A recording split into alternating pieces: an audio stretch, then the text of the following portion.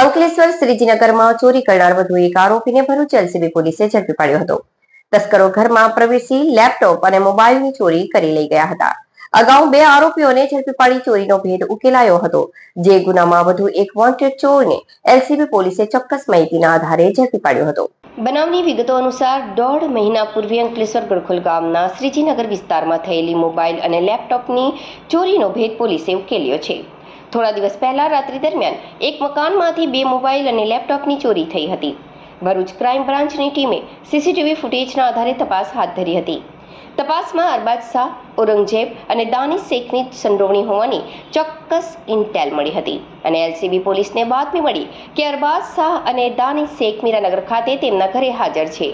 પોલીસે દરોડો પાડીને બંને ઇસમોને ઝડપી લીધા હતા। પૂછપરછમાં અરબાઝ શાહ ચોરીની કબૂલાત કરી હતી। આરોપીઓએ જણાવ્યું કે ચોરી કર્યા બાદ મોબાઈલના લોક તોડવા માટે તેમના મિત્ર દાનિશ શેખનો સંપર્ક કર્યો હતો। પોલીસે ત્રીજા આરોપી ઔરંગઝેબને વોન્ટેડ જાહેર કરી કાયદેસરની કાર્યવાહી શરૂ કરી છે। દરમિયાન એલસીબી પોલીસ દ્વારા ફરાર વોન્ટેડ આરોપીઓને ઝડપી પાડવાની કવાયત શરૂ કરી ચોક્કસ માહિતીના આધારે ડઢાલ ગામની સમય સોસાયટીના ગેટ પાસેથી ઔરંગઝેબ મુમતાજ અલીને ઝડપી પાડ્યો હતો અને તેની વધુ પૂછપરછ શરૂ કરી હતી।